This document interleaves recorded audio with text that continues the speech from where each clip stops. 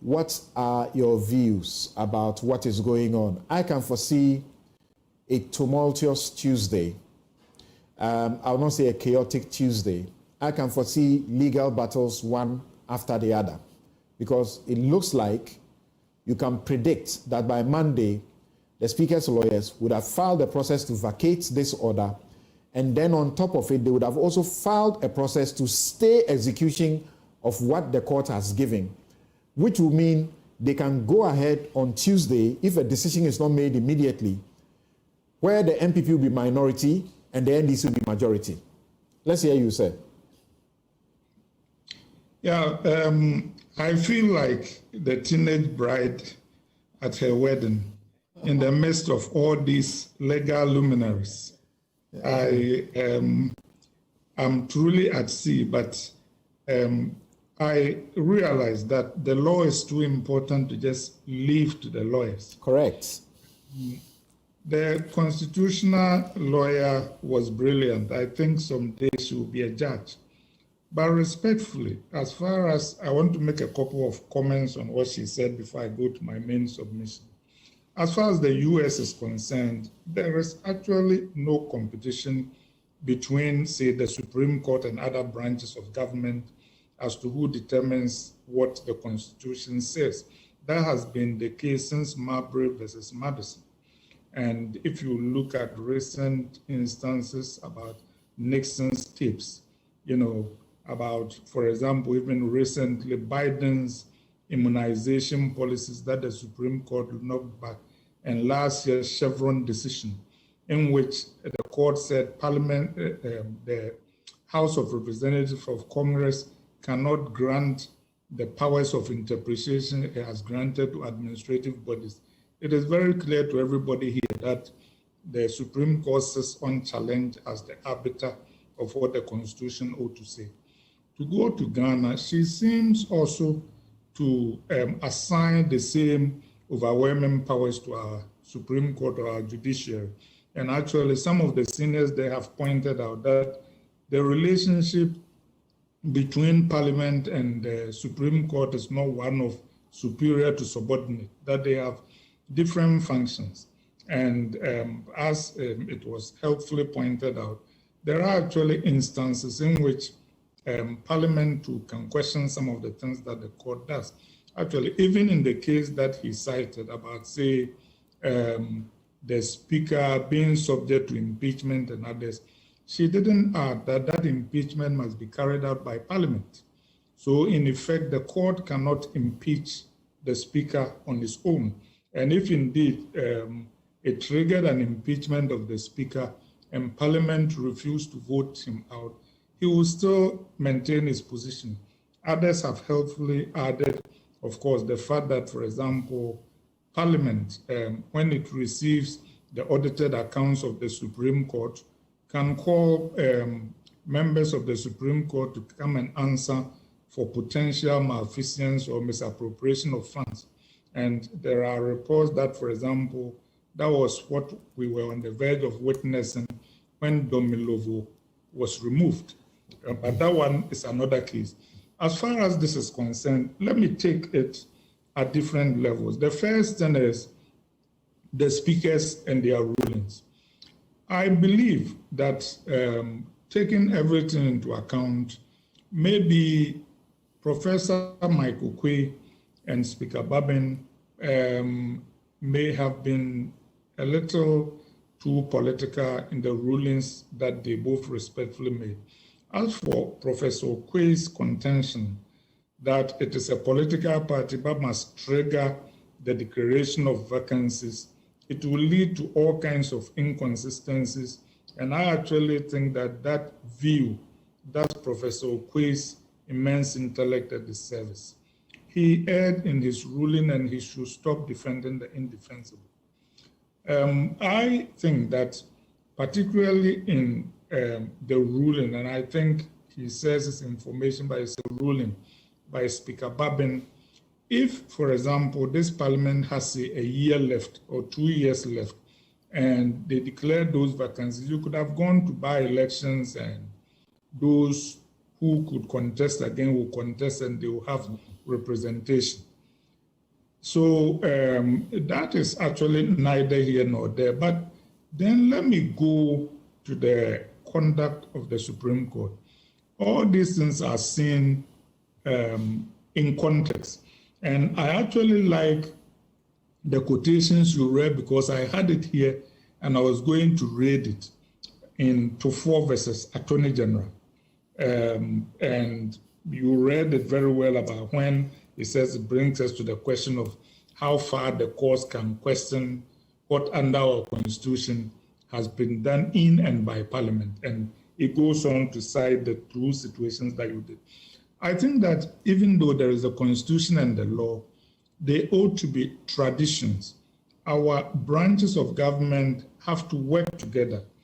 And I fear, as a patriotic Ghanaian, that in too many occasions, like the Domilovo case, the LGBTQ case, and in this current case, that our Supreme Court appears now to be doing more politics than law.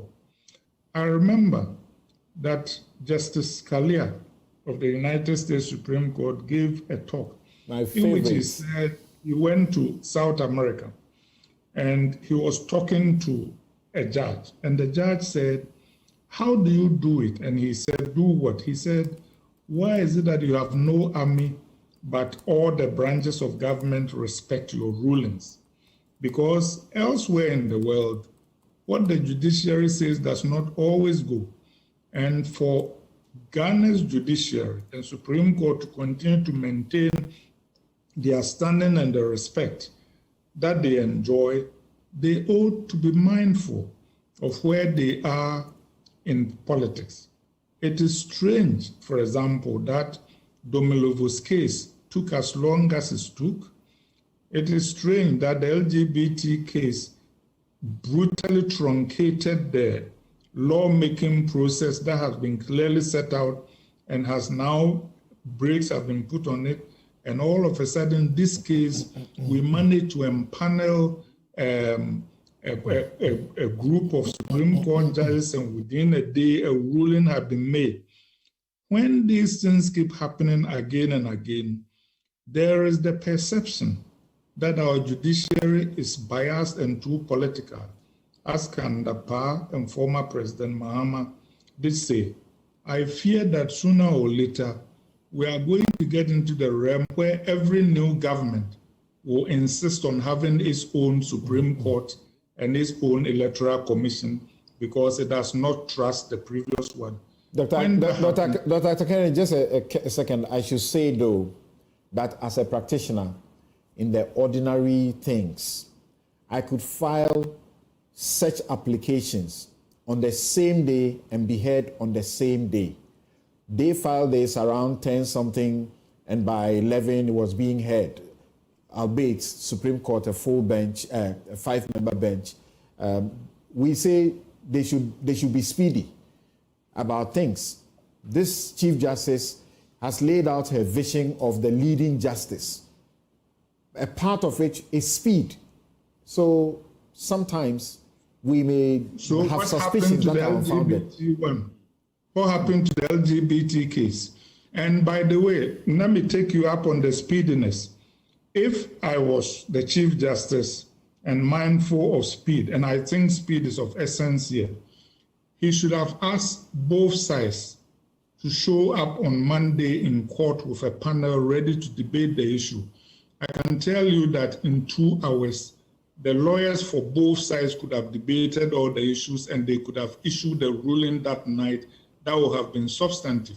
Even though this is only a stay of the Speaker's ruling, in effect, it is a ruling because if you do nothing, it has the practical effect of vindicating one side and leaving the other side. And given how long they took on the Domilovo case, we cannot take it for granted that the justice here will be done speedily. Okay, I've heard you on that. You can proceed. Okay, so my point is that as a nation, we need to make sure that we put in the guardrails. I think that this judiciary, and particularly this Supreme Court, is too eager to stick its nose in political affairs and to stick it in consistently in a manner that seems to favor one side. It is dangerous to the stability of our political polity. And I think that this underlines the need for sweeping judicial reforms, where it brings up my point about Mami Mensah Bonsu, that Parliament has... But that statement, is it a fair one to make? Because those people who have gone to court and gotten this with the speed of light, the affected parties could also initiate counter processes and potentially could also be heard at the same time. So that will... Yeah, they should, but looking at Domilovo, looking at the LGBT case and looking at this one, where do you think the court will finally come down? So let me just go on. I'm just saying that the judicial reform we need to do is that we need to clarify the appellate process. We need to clarify how panels are chosen. I do not think the choosing of panels should be left entirely to the discretion of the Chief Justice, and we should put a cap on the number of Supreme Court judges, because it is dangerous for one president to have an unlimited power to just keep naming Supreme Court justices on a whim. That is dangerous to the stability of our republic. The president has not been naming justices on the whim. As the vacancies become available, he is advised by the institutions that are supposed to, and then he makes the nominations for appointments. That's all he's done, correct? How many judges do we have, and how many are they thinking of bringing in more? I'm just saying there ought to be a cap on the number of judges we have. The court presently may be full of judges appointed by Akufo-Addo, but he didn't just get up to appoint them because others had retired and left, and he needed to fill the vacancies. Yes, and now he can even add more new ones because there is no cap on the number of Supreme Court judges. And that is not good. That's my point. Okay. Doc, okay, proceed. I interrupted you. That's all right. I always like having back and forth with you. But my point is that the stability of our institutions require deference to Parliament and how it does its work. That is not to say that Parliament can do whatever it likes. But I'm just saying that the situation we have now is undermining the confidence of the public in our judiciary. And that is not good for anybody, including the judiciary itself. I think that this particular case has not been handled well, and that hopefully next week, when the Speaker's lawyers go before the Supreme Court, they will have had time to reflect over this, and they will make a ruling that will restore the public's confidence in their impartiality. As things stand now, I do not think most of the public believe that this Supreme Court is impartial. Okay.